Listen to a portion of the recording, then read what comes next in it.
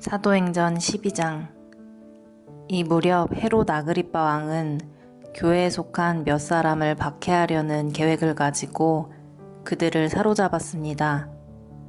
그는 요한의 형제 야고보를 칼로 죽였습니다.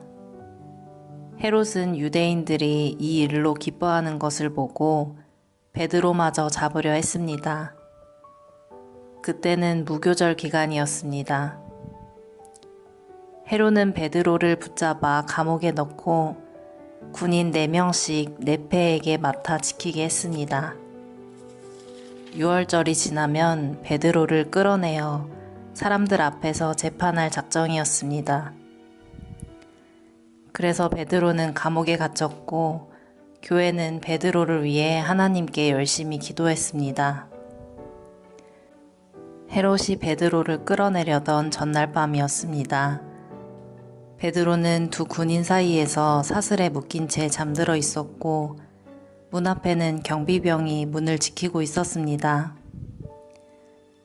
갑자기 주님의 천사가 나타나고 환한 빛이 감옥을 비추었습니다. 천사가 베드로의 옆구리를 쳐서 깨우며 어서 일어나라고 말했습니다. 그 순간 베드로의 손목에 매여 있던 사슬이 풀렸습니다.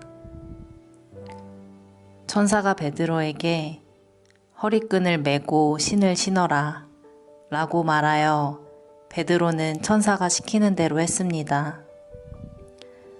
천사는 다시 겉옷을 입고 나를 따라오너라 라고 말했습니다. 베드로는 천사를 따라 밖으로 나가면서도 천사가 하는 일이 꿈인지 생신인지를 알지 못했습니다. 베드로는 자기가 환상을 보고 있다고 생각했습니다.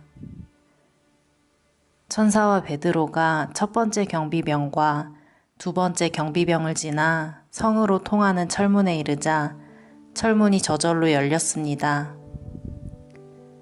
그들이 문을 나와 거리를 한 구역 걸을 때에 갑자기 천사는 베드로를 떠나 어디론가 사라져 버렸습니다.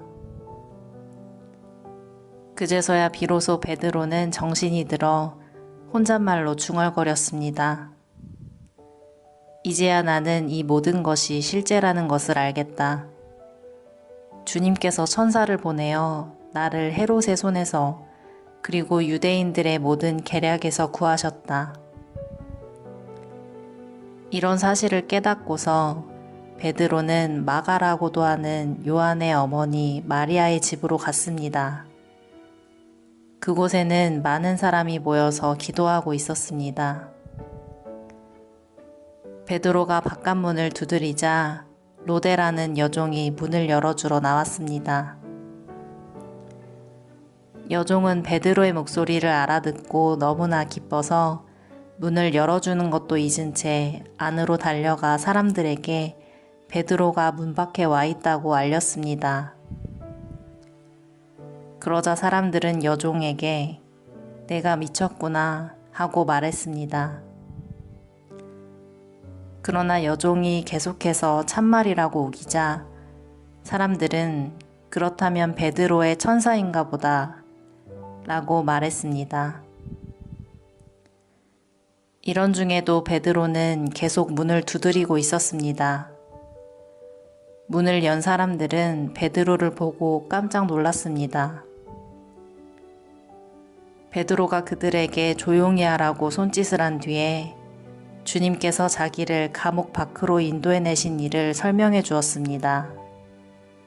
그리고 이 일을 야고보와 다른 형제들에게도 알리시오 라고 말하고 다른 곳으로 떠났습니다. 다음날 아침 군인들 사이에서는 베드로가 없어진 일로 한바탕 큰 소동이 일어났습니다. 헤롯 아그리빠는 철저하게 수색하여 베드로를 찾으라고 명했으나 그를 찾을 수 없었습니다. 그래서 그는 경비병들을 신문한 뒤에 대신 그들을 처형하라고 명령하였습니다. 그 후에 헤롯은 유대를 떠나 가이사랴로 가서 얼마 동안을 지냈습니다. 한편 두로와 시돈 사람들은 헤롯에게 몹시 노여움을 사고 있었습니다. 그래서 그들은 무리를 지어 헤롯에게 갔습니다. 그들은 왕의 내실 시종인 블라스도를 회유하여 그의 도움을 받아 헤롯에게 화해를 요청했습니다. 이는 이들 지방 사람들이 헤롯의 영토에서 식량을 공급받았기 때문입니다. 약속한 날 헤롯은 왕의 복장을 하고 왕자에 앉아 그들에게 연설을 하였습니다. 그러자 군중들은 이것은 사람의 소리가 아니라 신의 소리다 라고 외쳤습니다. 그러나 헤롯이 하나님께 영광을 돌리지 않았기 때문에 주님의 천사가 즉시 헤롯을 내리쳐서 헤롯은 벌레에 먹혀 죽고 말았습니다. 하나님의 말씀은 점점 더 널리 퍼져서 믿는 사람이 많아졌습니다.